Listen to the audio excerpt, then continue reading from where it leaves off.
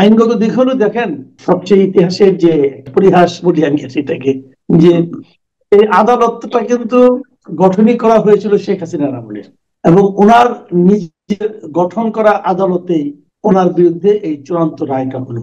এটা আসলেই মানে খুব ইন্টারেস্টিং যে এরকম মানে এই আদালত তো আগে ছিল না, এবং যে মানবতা বিরোধী অপরাধের জন্য উনি যে আদালতটা গঠন করলেন সেই আদালতে ওনার কিন্তু মৃত্যুদণ্ডের আদেশটা হলো।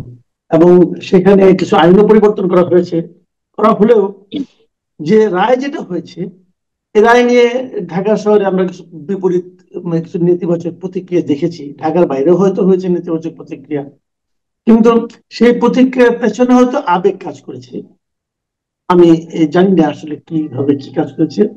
আবার এই রায়টাকেও অনেকে রাজনৈতিক, যেমন আমি তাৎক্ষণিক ভাবে ভারতের একটা পত্রিকা দেখলাম, এনডিটিভি নাকি একটা পত্রিকা দেখলাম আমি, যে আওয়ামী লীগ একটা প্রেস রিলিজ দিয়ে জানিয়েছে এটা রাজনৈতিক পক্ষপাত দুষ্ট এবং রাজনৈতিক প্রতিহিংসার কারণে দেওয়া হয়েছে। তারা যে যাই বলুক, আমি কিন্তু মনে করি যে 24শে জুলাই আগস্টে যে ঘটনা ঘটেছে, সেখানে নাকি তখন অন্যায় করেননি, অস্বীকার করা যাবে? উনি তো অন্যায় অনেক আগে থেকেই করছিলেন। এই যে গুম যেটা হয়েছে, দেখেন গুম এমন একটা ঘটনা অনেক ঘটিয়েছে এই দেশে, গুম যেটা করেছে পৃথিবীর কোথাও অপরাধ শাস্তি গুম শব্দটাই নাই, মানে এটা এই ধরনের অপরাধ যে করা যায় এটাই তো অনেকে জানতো না। আমরা গুমের ব্যাপারটা দেখেন, তাহলে সেটা তো হয়েছে দেশে, ওনার আমলেই হয়েছে।